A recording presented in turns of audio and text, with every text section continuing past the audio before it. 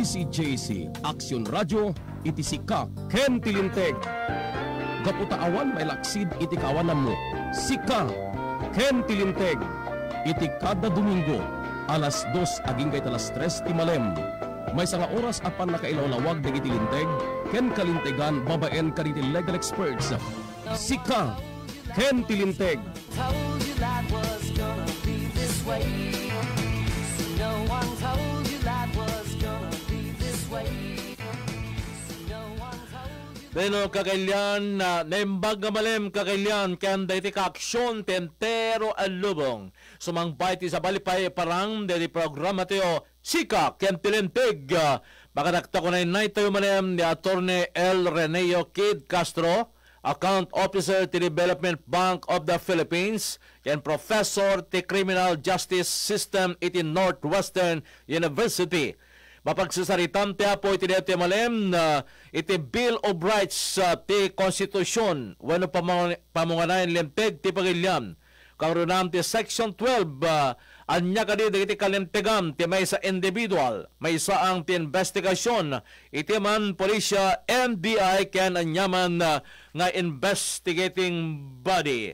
Section 12 under the Bill of Rights of the Constitution kunana any person under investigation for the commission of an offense shall have the right to be informed of his rights, to remain silent, and to have competent and independent counsel, preferably of his own choice. If the person cannot afford the services of the counsel, he must be provided with one, and these rights cannot be waived except in writing and in the presence of counsel.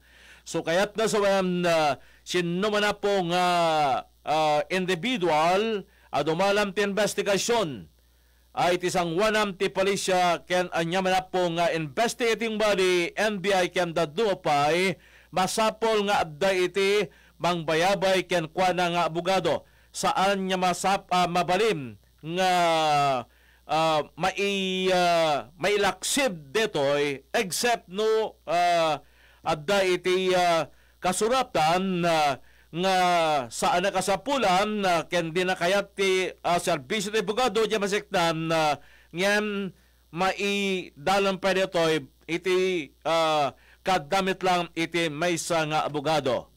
Kas maysa siguro nga professor ti Criminal Justice System iti Northwestern University. Deto itapta iti pagsentruam na ken pagposiposam na ti mapagsusaritan ti apo iti deto malem na may tampok iti sa balipay aparang deti programa tiyo Sika Kentilenteg padaanan nyo na po deti interaction portion ti programa tiyo with Attorney L. Reneo Kid Castro kalpasan pa deti palagip iti technical studio. Aksyon! Radyo!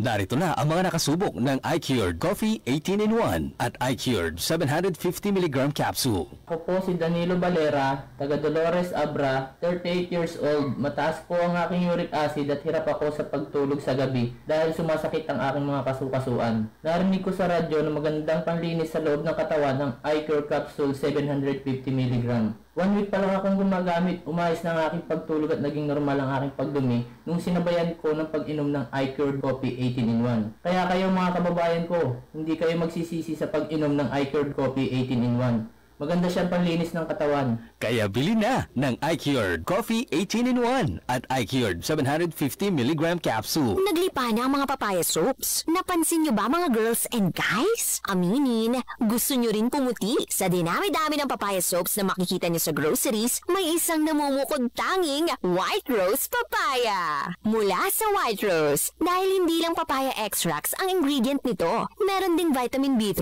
Nakikita ito sa mga mamahaling mga serums na kilalang nagpapabilis ng pagpapaputi ng balat. Kaya naman ang White Rose Papaya, clinically proven magpaputi in as early as 7 days. With regular use, papaya puti, papaya fast. Yan ang White Rose Papaya. For everything that's true, choose what's true to you.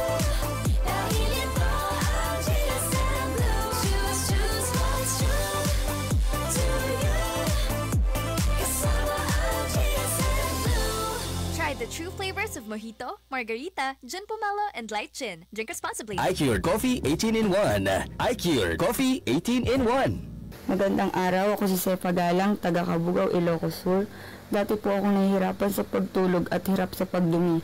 Inirepair po itong iCure 18-in-1 ng kaibigan ko at sa loob lang ng 3 araw na pag-inom ng iCure 18-in-1 ay bumalik ang aking magandang pagtulog at naging normal din ang aking pagdumi.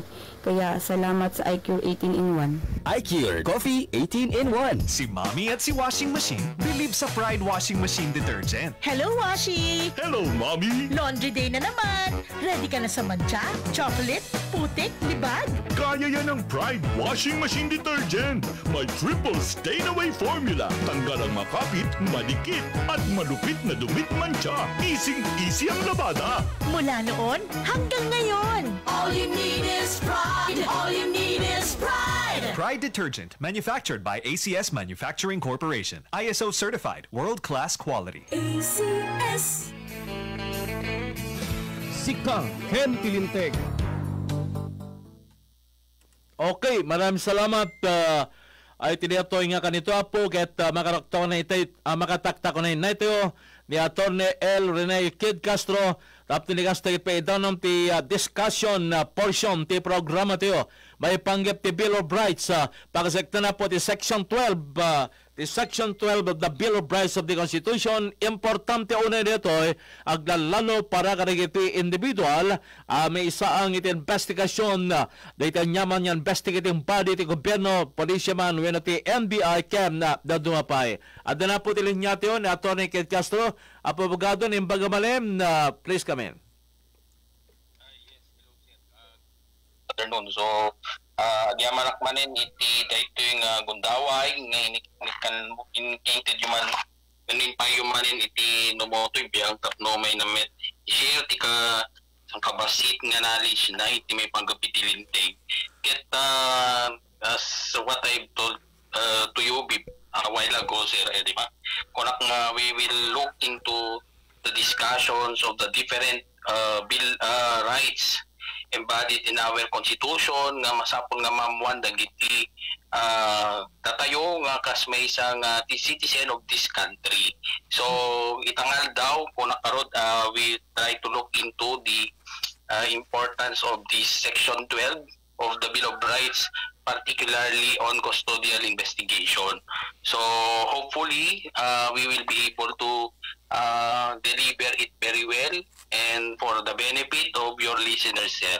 And sa kway ti amin kablawak man launay dagiti nayat nga dumdunggig kadati nga programa as kini Ma'am Mila Felipe ti Rising Sun multipurpose scope dita banna ken kasama tente estudyante nga ni Eugene Maneha dita Sulkiano ken kasta kanumeten dagiti kabarangayan na di Seta Agustin. Belated happy birthday ken advance happy birthday met kenin Mr. Noel Kasabay. So thank you manin, sir. Okay, thank you, Attorney. Ti paniti jaman ti oras tayo para ti dito nga programa tayo. Under Section 12 of the Bill of Rights, ti Constitution tayo, may sorep to kariti ka importansyan na nga paset na dito ipamunganayan linteg ti pagilian tayo under Section 12 kunanda any person under investigation for the commission of an offense shall have the right to be informed of his right to remain silent and to have competent and independent counsel, preferably of his own choice. If the person cannot afford the services of counsel, he must be provided with one, and these rights cannot be waived. Talaga importante gayam dito at paabogado, except in writing and in the presence of counsel. Anyat ket na sawen para itimay sa individual nga may isang investigasyon dito at paabogado, please. Okay, so nuamin ko na tayo custodial investigation. So dito may sa kadagiti kalintagan tayo kas may sa nga citizen of this country. So umuna ti amin before ko nga song batan aya, sir. Kaya't kumit nga lawlawagan kadagiti tagdingdingig nga ti panakamu tayo kadagiti kalintegan tayo kas may isa nga individual. It is not for us to naghanap fuel that take cost lang mga that kasi I mean that Bill of Rights tayo is actually our protection against possible abuses of the representatives of the state. So amutay nga pag mamutayo nga syempre ti estado ket adaan iti power to regulate as citizens of this country. But then again, digiti matlintag nga naaramid ket para lang iti pagsayatan ti amin itatan ti nakaitadan ti nakaitadan iti power nga mangimplementar kadagito nga lintag ket babaen kadagiti agserserbi ti gobyerno, particularly dagiti law enforcers tayo nga pakaibilangan dagiti membros ti PNP, PDEA and other men in uniform. So itatan umuna ti amin kahit kung alawlawagan nga knowing our rights ket protection tayo ti possible abuses kunanan. So awang mo ti abuso nga mararamid nga kanya tayo babaan kadagiti agserserbi ti gobyerno awang mo ti problema. And at the same time this is also to create awareness among our law enforcers nga they have that duty to respect also our rights. They are there in that position not to abuse, which I know for a fact nga amuda data can umuna awareness also nga they are there to respect, they are there to protect and serve our protect and serve the people. So protecting the people is knowing also what are the rights of the people nga serserbian daw in the respective community. So DJ lang ticket kung lalawagan kasi nung when you talk about Bill of Rights, this focus on our human rights. So pagamo tayo no human rights kung natin amingkat very sensitive issue. So dadakas lang anaganan ti madi nga negative connotation kung natin kuma adda madi nga panagpanuno tayo. Kasi kas lang dagiti aming mangilablaban lang iti karapatan pantao kadagiti may kakaliwa kas lakas iti panunot na so I'm also very reluctant sometimes to discuss this matter, but then again imot puntos ko knowing our rights is know also our boundaries, di ba? No maksikakas may isang agserserbi ti gobyerno as law enforcer, if you know the rights of the people and you know what are the rights that you need to respect with them while you are performing your job. And one thing also, and the other way around, as law enforcers, we do not want also to get involved into administrative cases nga deti reklamo na tayo dagiti citizens or dagiti kalugaran tayo gapulang iti han nga umiso nga pinang-perform tayo datay naikari nga trabaho tayo. Okay, so itatangal daw, so the topic tayo is this what we call particularly Section 12 of the Bill of Rights, which is focused on the conduct of custodial investigation. So when you talk about custodial investigation, so kung na namin dito'y dito Section 1 kasi actually dito'y Section 12, I mean Section 12 of the Bill of Rights at the 4 nga paragraph sa detoy. So binasa tatay ni Sir Rolando Jose only the paragraph 1. So ditoy paragraph 1 in-emphasize na ditoy dagiti makon ko nang kalintagan tayo and when we are under custodial investigation. But before I will answer anang aminti makon ko nang custodial investigation. So pag from the root word custodial tapos sa custodial from the word custody, the question tayo, when are we in custody? Diba? No ko madatayo kat adda iti custodiar ti pulisya ko nate ko mga anak kahit nasawan. Adda tayo iti ikot dagiti kaming iti pulisya. So adda tayo iti police station where we are called upon. And when you talk about investigation, there is now, when you, from the word investigate, so when you say investigate, there is now a, what we call questioning. Okay, mayroong questioning coming from the law enforcers. So you are in custody of the law enforcers, and there are questioning that is being done by these law enforcers with you in relation to a particular crime. So I hope nga na lawag dito yung panakai explicar no ana ba timakon ko na nga custodial investigation. So ang pagamo tayo nga no dati sa ang krimen nga napasama, we are called, okay, by the law enforcers, particularly the members of the PNP, banda tayo di police station, ijay damagandan o anyaman dagiti napasamak iti may sa krimen. So itatan, syempre di jigay ngamin statements that you will be giving will be more often than not, it is incriminating nga kunada. That statement nga it might tell, it will incriminate because lang ko pasaray makaitudo iti DJ statement mo kat mabalin nga makaitudo iti panaka mangi taganati ko na akon incriminating self-incrimination narigat ngami nga lang ti kabatugan na iti Ilocano mabalin nga isumit lang ti pakaigapuan natin pagkalaksan kasla panggapan iti pakadaksan kadigi jay statements nga ipahay tayo kat you know kat iso tata deto section 12 of the Bill of Rights deto iti kayat ng protektaran kanya tayo nga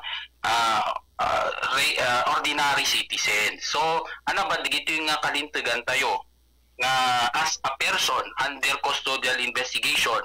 Iso DJ binasa ni Sir Itatay kunanay jay, we have the right to be informed of your right to remain silent and right to independent and competent counsel. So mabalin tayo, tinikan na tayo iti to simplify it, deti kung kunada nga manggagantay mo siguro nga Miranda rights. Okay, they call this one Miranda rights. This is also to clarify dagiti agdingting nga deti Bill of Rights tayo. Aya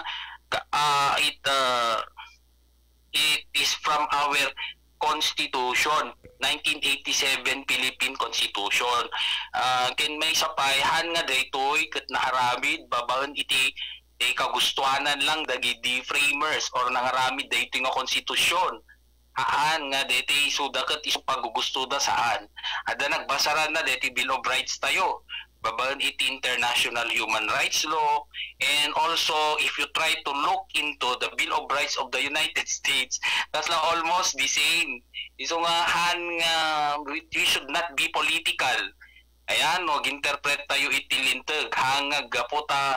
This was during the time of this certain president, yun ang kagustuhan niya kaya nagkaroon tayo ng panibagong konstitusyon. No, it's not. It's actually the Bill of Rights that we have in our Constitution comes from yung basis niya diyan is the United States Bill of Rights, and also they also derive from the international human rights law. Kaya so continuing with that, kung tayo kasi lang kumadeto what api tinawag da nga Miranda rights. So actually this is from the case of Miranda versus Arizona.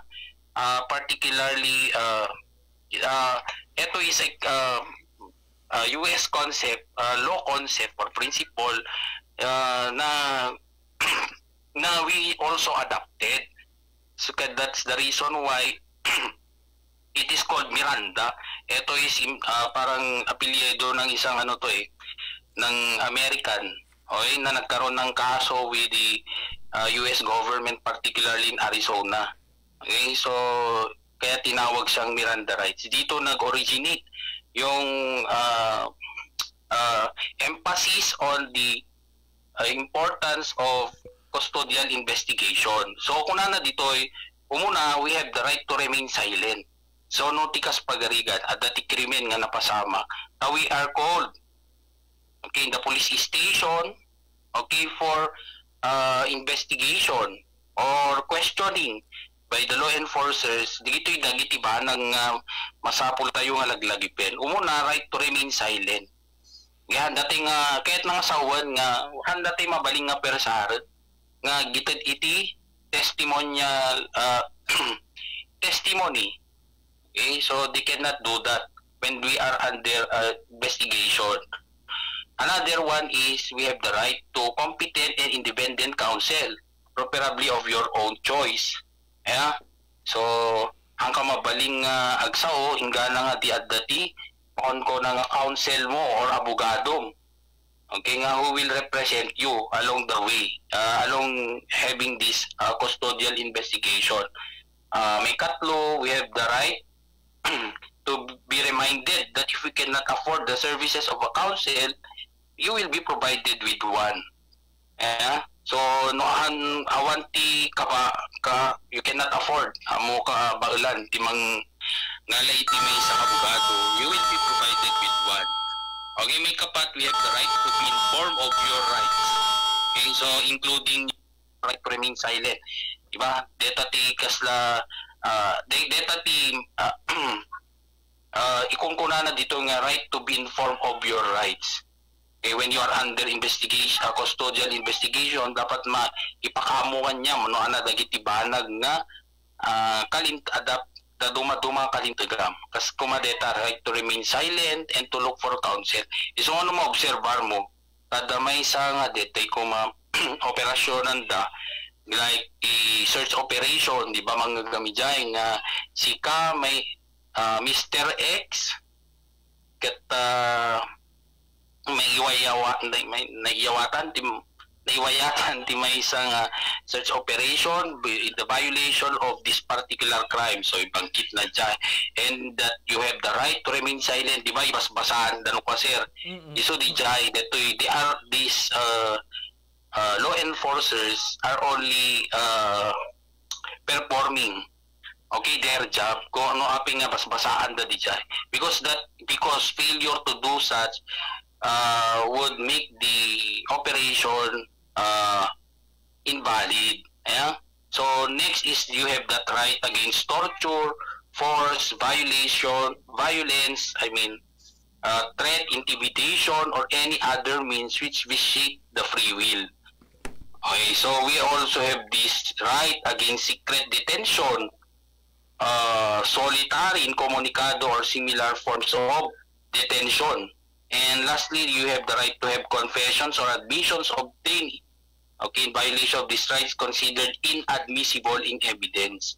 So handa ka mabaling adadagiti confessions or admissions that you have made which are in violation of your Miranda rights are considered to be inadmissible in evidence. Or tikun ko nata yung the fruit of the poisonous tree. Kasi the source of the information that was gathered from you is done illegally. Okay, so without the presence of your lawyer, okay, so you were not informed of your rights before that information was gathered from you. So that is in short, yung ating sinasabing Miranda rights. Okay, which is our rights when we are under custodial investigation. Okay, medyo extensive ba niya panipalawag na ni Apo Abogado Akit Castro may panggap kaliting section or specific provision under the Bill of Rights, custodial investigation by a person who is facing investigation in front of or in the office of the PNP or any law enforcement agency for that matter. Well, ang Abogado Lucas Pagarigan, DJ Tao is could not afford to hire a competent lawyer. Kaya't sinong may provide kunati man iti abogado na, is it the investigating body or any government agency that could offer their services to counsel the accused or the suspect? Kasi I mean, di ba sir, damot digiti na ganun, damot digiti public attorney's office tayo, tapno you can look for the for example, you cannot afford to because you are an indigent, di ba? So you can be provided of one. Okay, so we have now the public attorney's office who can assist you with your case.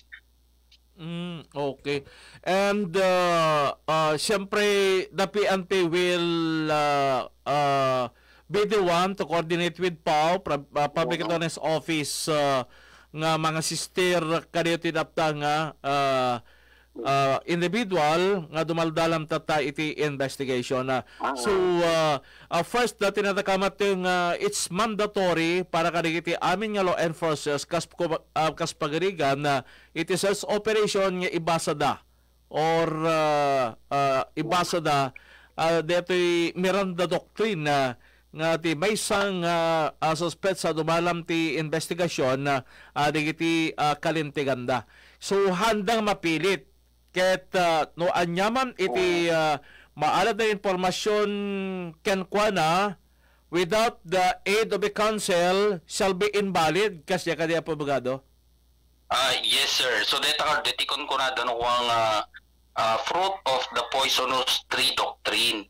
Ayan the whatever evidence illegally obtained by the state cannot be used, okay, against that person whom that information was gathered.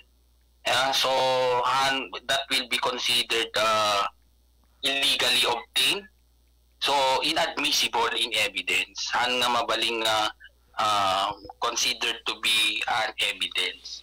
Yan nga that will not be recognized by the court. It is considered inadmissible. Okay, so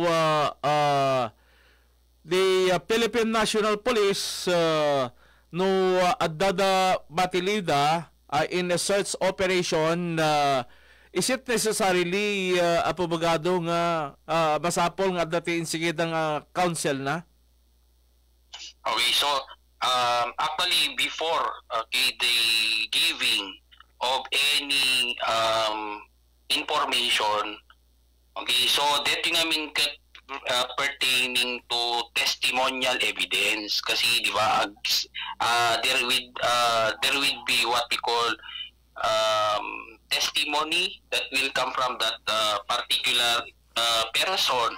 So with the testimony, before he will be giving his testimonies with the law enforcers, kailangan talaga na meron siyang assistance of a counsel. Okay, so ang tanong natin, is there an instance that there will be waiving of the right to remain silent and to counsel? According to law, there is. Okay? So, adamot gundaway nga these rights may be waived. Ngayon, you still have to meet the necessary requisites for have this valid waiver of rights. Umuna, you should have made it voluntarily, knowingly and intelligently. E may kadwa, that waiver, okay, of this right to remain silent and right to counsel, it should be made in writing. May katlo, it should still be made in the presence of the counsel. So the dagiti requirements if that person who is under custodial investigation would want to waive his rights to remain silent and the right to counsel. But then again, take ko natin nga rod nga before you waive that, you still have the requirement that it should be made in the presence of a counsel. And granting in the presence of your counsel and the related questions that being asked by the investigators, mapilit na nga din agsungbat kari dyan sa lutsod na no kaspagirigan even with the presence of your counsel? Okay, so actually hanmat nga makunang mapilit na tadamot ti presensya iti counsel.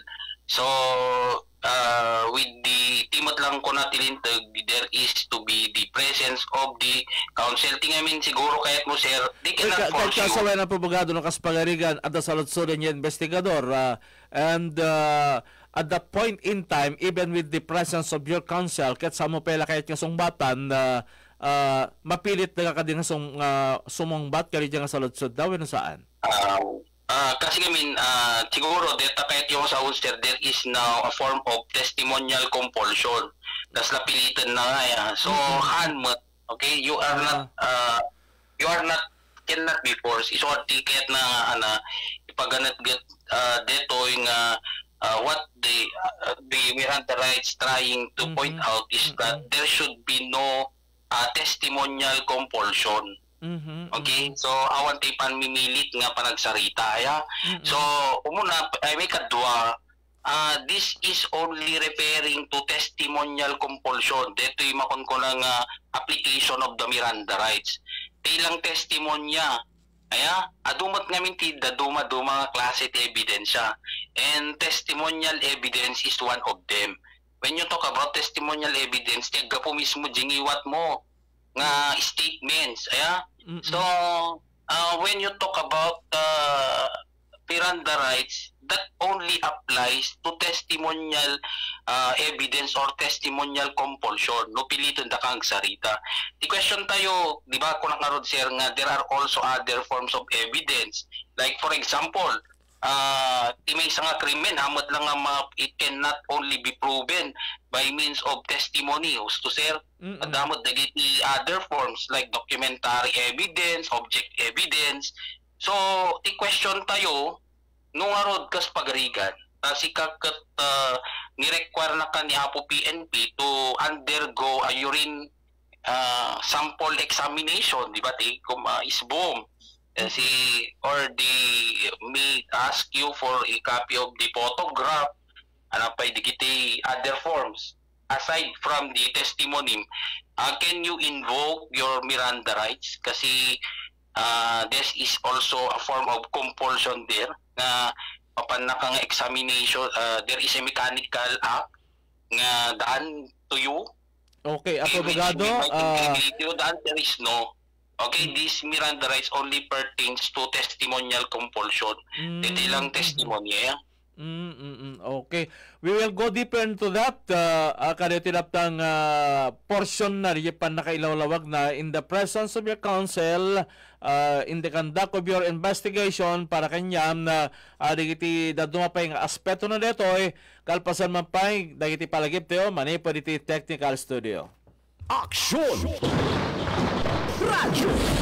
This time check is brought to you by ACS Manufacturing Corporation, ISO certified, maker of world-class quality Pride detergent. Magandang araw sa ating lahat. Ako si Christian James, 22 years old at kasalukuyang naninirahan sa Rojas, Isabela. Nais ko lang ipabatid sa inyo ang bisa at kagaling ng nakuha ko sa paggamit ng iCure products.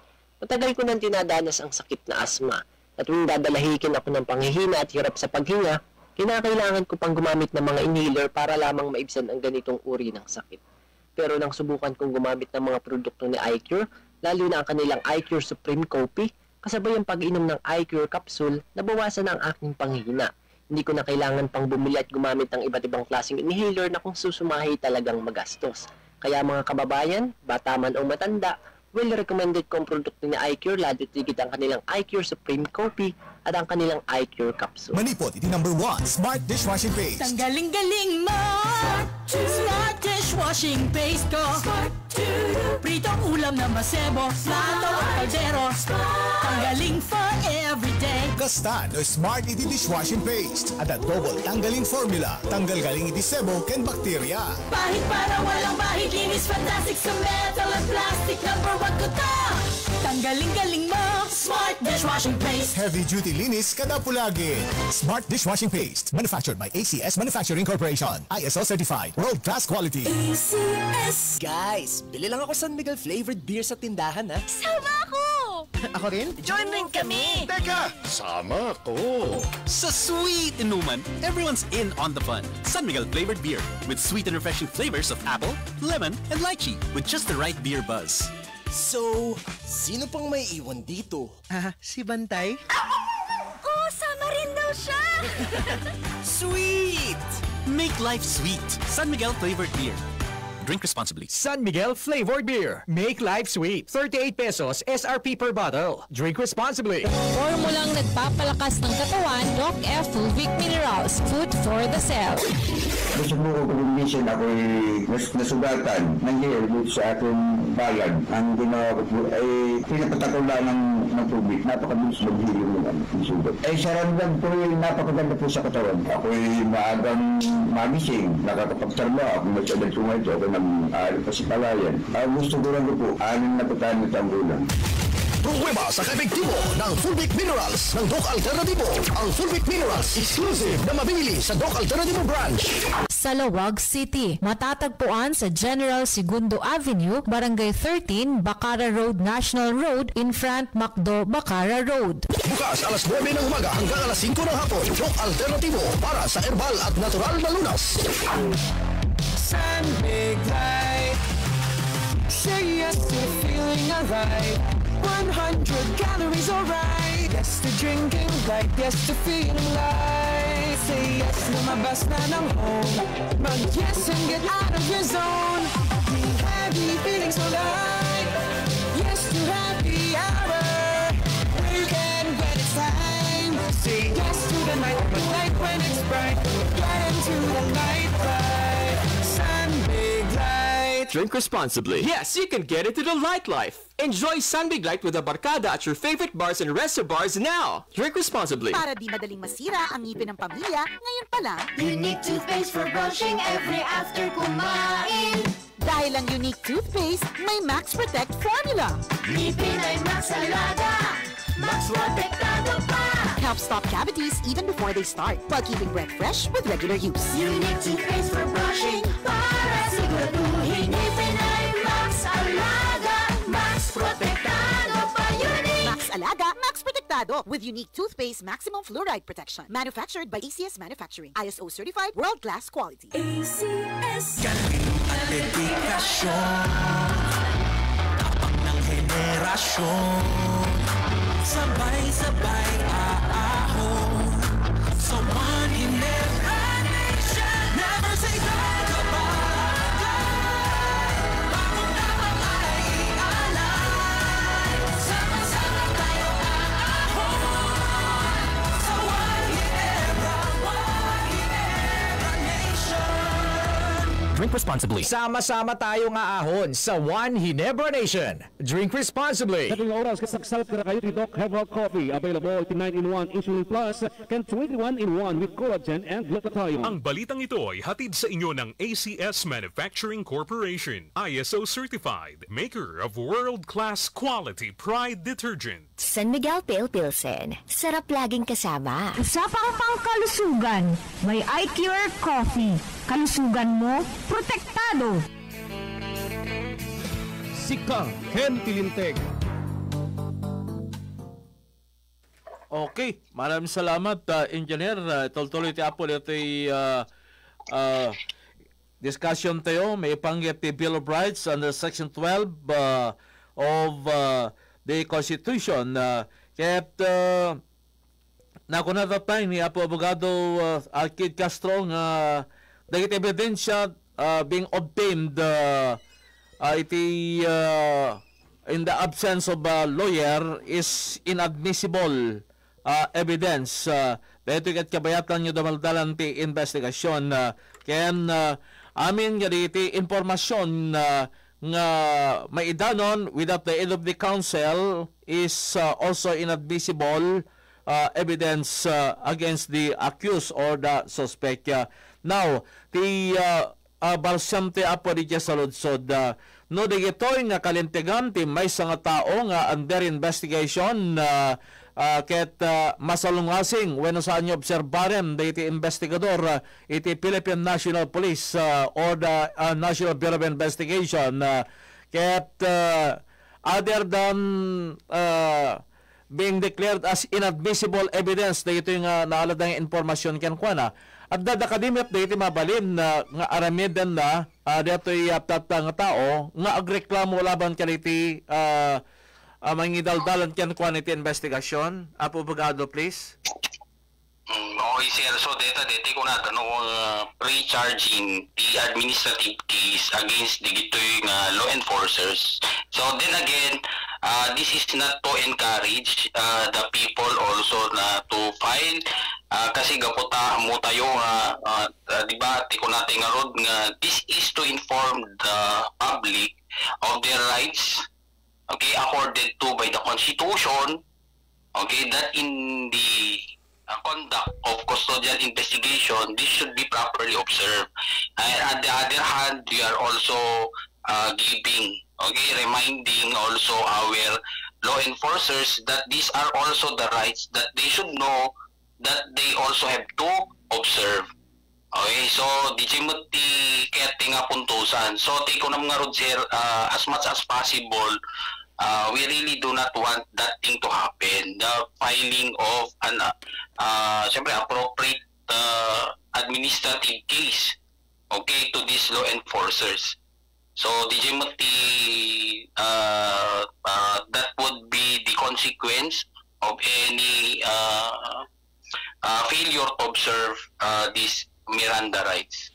Because there are also instances wherein the suspect when narito individual adumalam ti investigasyon ket idalam daliti kunabang part of Saywar, but in the filing of the case against him usaran damit dito nga portion in testimonial as testimonial evidence against the suspect. So dito met yes, sir. So han nga mabalin, actually this is the one that has been detoy 1987 Constitution tayo. It is more focused on protecting the rights of every citizen. Kasi we recognize we recognize the power of the state, okay, to its citizens as to the implementation of its laws. But then again, in the implementation of these laws, the state also recognize that it should also respect, okay, the rights of every individual that is embodied in the Bill of Rights. So, kuti ko nam nga rod, sir, nga is di ko nam nga possible torture, digito'y dagiti ba na nga iniwasan dito yung Constitution tayo. So, we should be thankful of the 1987 Constitution in a way kasi it brought back to us the rights of every citizen. Okay, so which include our right to from Section 12, which is our right as a person when we are under custodial investigation. Kasi ngayon in the absence of this right, so the law enforcers can just do what they want in the conduct of an investigation. So, syempre, if the power is with them, so what will happen? There might be, if there are people whom they hate, for example, they would just be calling that person, using their power, okay, to put them in prison, di ba? So, digiti mo dagiti ba nag iniwasan dito 1987 Constitution. O yan?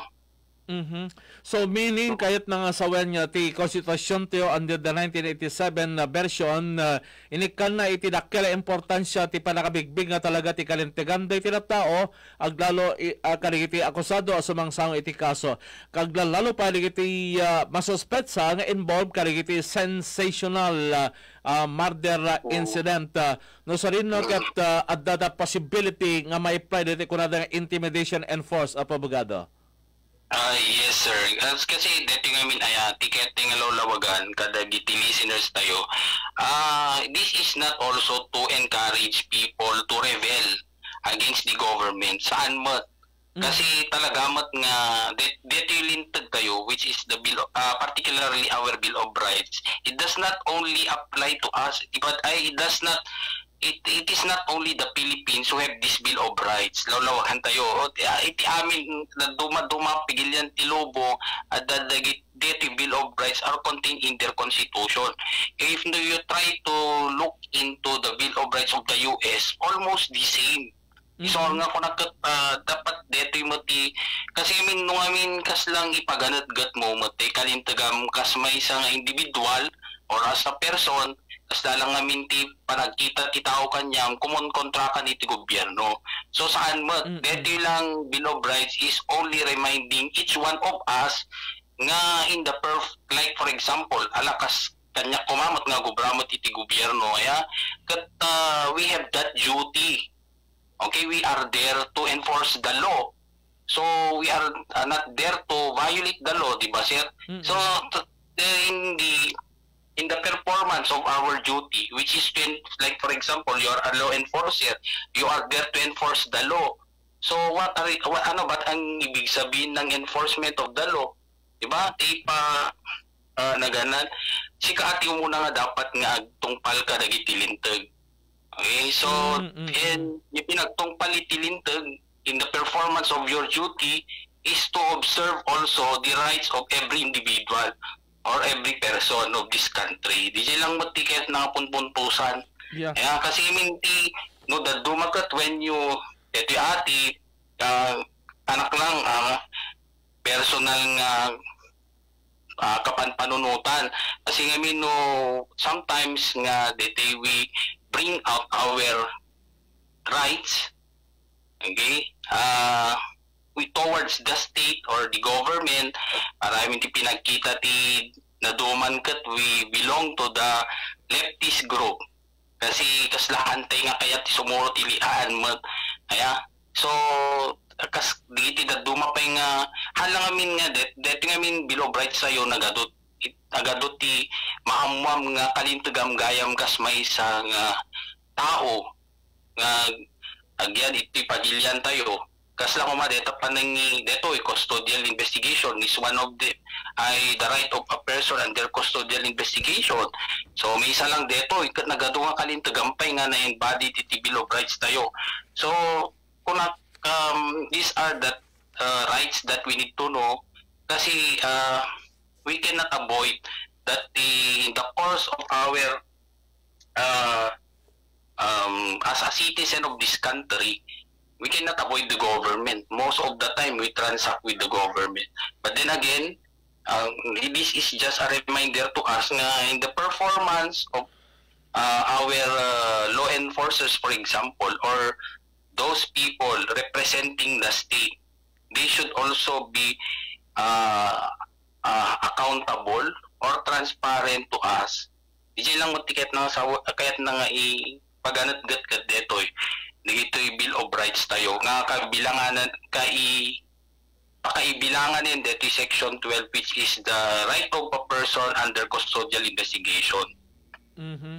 And citing other instances involving section 12 of the Bill of Rights of the Constitution kas iti na iparipirip pa ito tayo digiti ko natin yung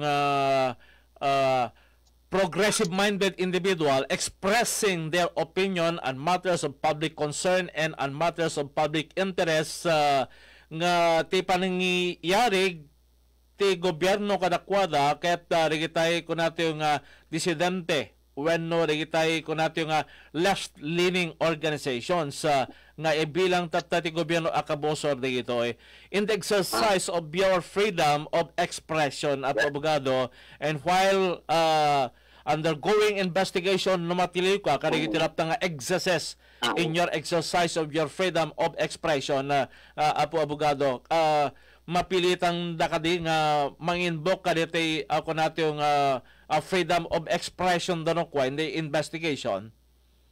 Sir, kasi dito yung this is in the performance or in line of their duty as law enforcers. So siguro ti question mo, ti mesa nga question that you can rose from this custodial investigation is what if the confession or admission that is made by the suspect of a crime is done to other person other than the law enforcers, is that admissible in evidence? Di mo siguro tiket yung damagan. Kasi dati nga makon ko ng custodial investigation, it is done only by law enforcers. So that they conduct it questioning. So that they conduct it questioning kadete suspect of a crime. Itatan, di ba, no, kadwan more often than not in a crime, adamo ti presence ti naduma-dumang tao, like kay bilanganan nun ti may isang media personnel, di ba sir? Kas kanyayo kuma. So itatan, as a suspect of a crime, if the questioning is done by the police officers or the law enforcers, okay, so that nagdamag ka DJ suspect in the absence of a lawyer or counsel, and there is no valid waiver that was done by that suspect, if the questioning is made by these law enforcers, the statement that was gathered from that suspect in the absence of a counsel is inadmissible in evidence. Hanga mabaling nga mausar ka DJ nga suspect. Itatan, ti question tayo.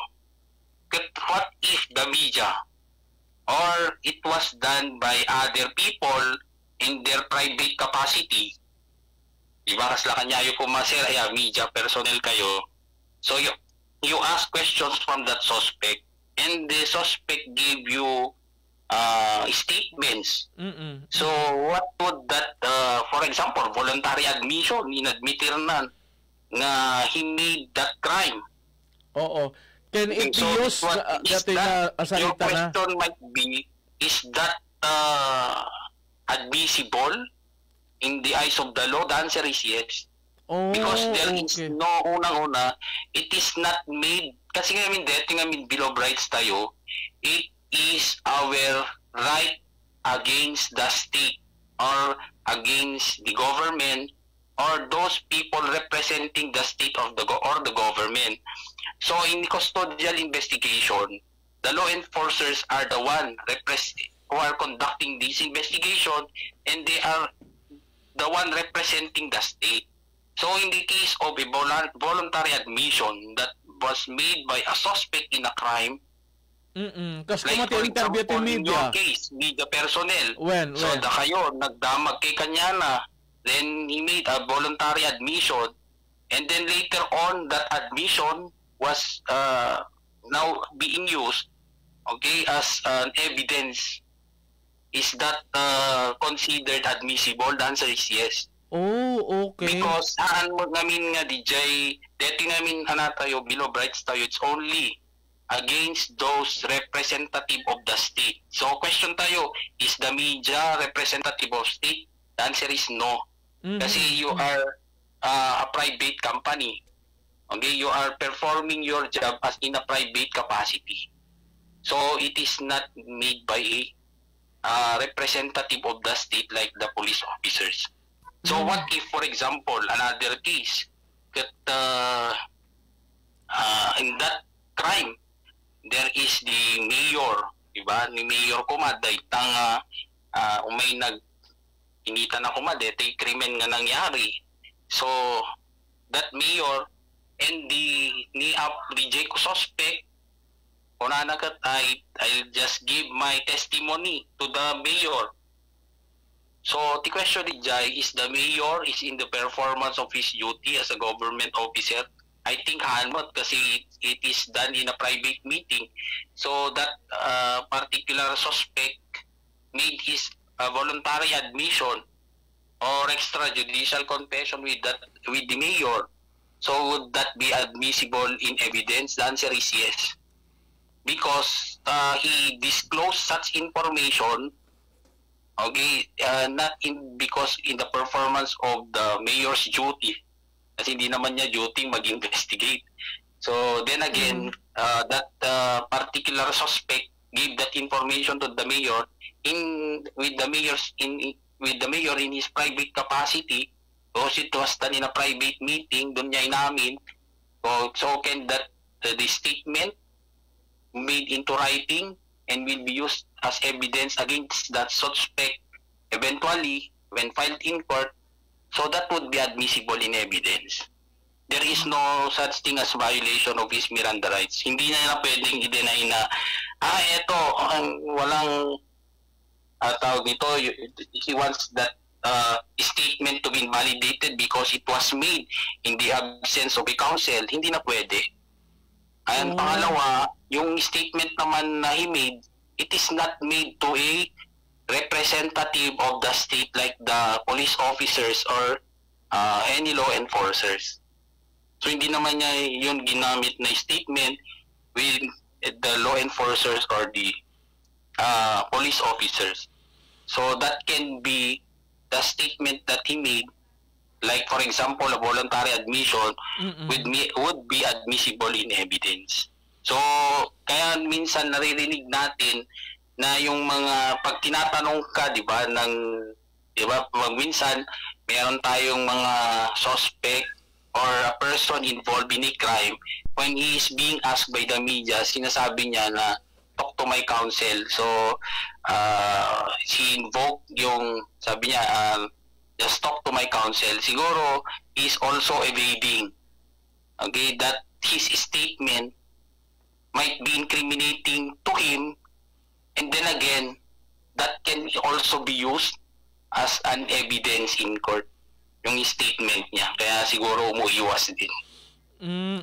Okay. So at least muna DJ ko natin nga a matter of defending himself of self-incrimination just in case at dadariti masarita na may panggap iti DJ kaso na. So kasjeti kina sensitibo DJ ko natin informasyon nga may idanon aglalar iti media no kas pagarigan may interview can be used as incriminating evidence against the suspect no kas pagarigan probetsarin ti PNP as evidence tayo ito nga interviews na on media, apobogado. Yes, sir. Gusto kami DJ mati clarifications on this kasi the invocation of our Miranda rights only applies to custodial investigation that is done by law enforcers. Okay? Law enforcers. So, representing the state. So, if that is done by a private individual, and then you made such statements and it was put on record, okay, can that be used as an evidence against that suspect? The answer is yes. Because the person who gathered that information is not a person representing the state. And lukas pagarigan nyo, abogado, nga may dalam ti trial, DJ kaso na, DJ media anang interview kan kuha na tap to likas tagat mapasingkedan nga in baga na DJ in front of him when he interviewed the suspect mabalin niya imbitaran dano kuha in the trial, imbitaran ti PNP or the judge, J. Hosgado? Depende no sino ti makasapol ka DJ nga testimony, DJ ng statement. So if that is in favor of the police officers representing the state, kasi should the matitimang file the appropriate case, so if they are the ones who can use that information, so pwede, sir. Okay, so they can use that information. Kasi wala namang that statement was not made to them by the suspect in the course of custodial investigation. So sa iba mo sa bali mga tao tinang damag dijay like the media, kati media katahan mat nga representing the state. Kasi ngamin deti section dito ngamin Bill of Rights tayo, sir. This is the protection of every person against possible abuses of the person representing the state. Kay bilangan dita law enforcers tayo.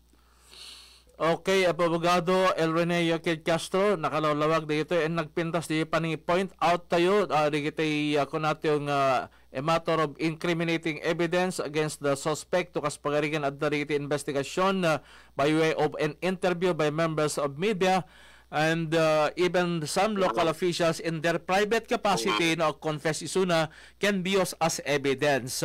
But the right to counsel can only be invoked by the suspect during a custodial investigation. Yes, sir. Kahit ko ping lawlawagan, sir, nga siguro damag ti dagiti agdengdeng kaila kano ba ngamin nga mangrugi ti makon ko ng investigation.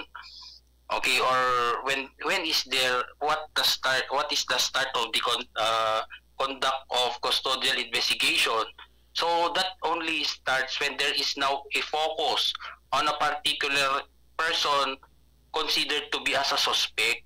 Okay, no sikati may tudtudon nga suspect, and they are now and these law enforcers are doing questioning, okay, in that particular crime.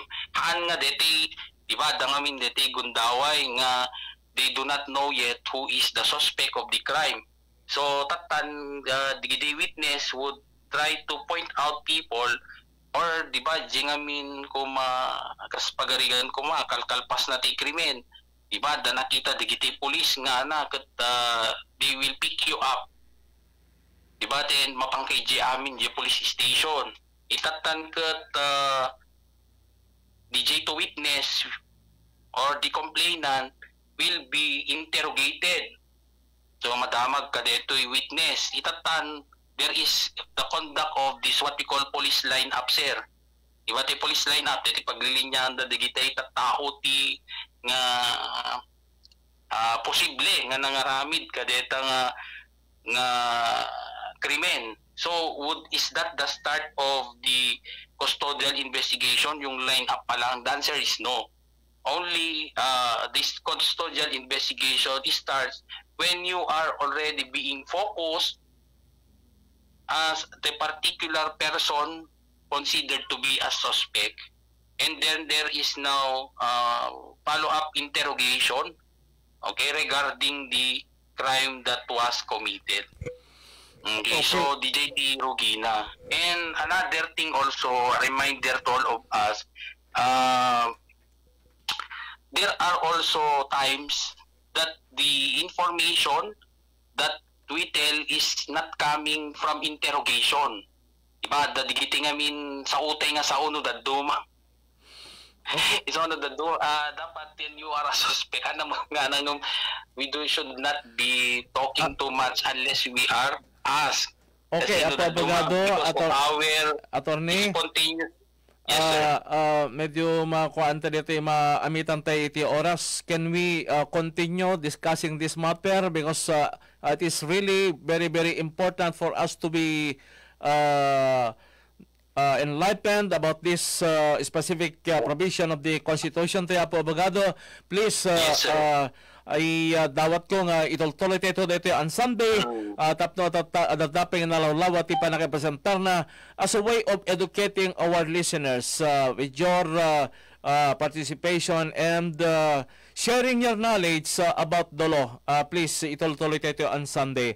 Maraming salamat, Attorney Elreneo Kid Castro. Thank you very much once again. Tipa na tayo iti oras para iti programa tayo, please. Oh, yes, sir. Thank you much, sir. And hopefully, we will be able to discuss also the other rights embodied in our Bill of Rights as we continue with what we have discussed today. So, kadigiti agdingdingeg, agyaman kami met, and hopefully, I always willing ko na ay nga sakti kalatingan nga mangianang I hope I did my best and I made clear to you what is our topic today. And ket kumeten nga kablawan dagiti agdingdingig iti naimbag nga malem tayamin kapsat. Thank you very much, sir. Thank you and good afternoon, Attorney Kid Castro. Thank you ti oras tayo. Ngarod, dito na po tayo kabuklan iti issue tayo about Bill of Rights under Section 12. Itinagan ni Station Manager Attorney Nick Malasig kini Engineer Japson Duldalaw. Siya ti ka-aksyon nyo ni Action Orlando sa agyaman tayo kan kanan kini Attorney Elreneo Kid Castro. Maraming salamat po. Good afternoon. Sika Ken Tilinteg. Aksyon! Radyo!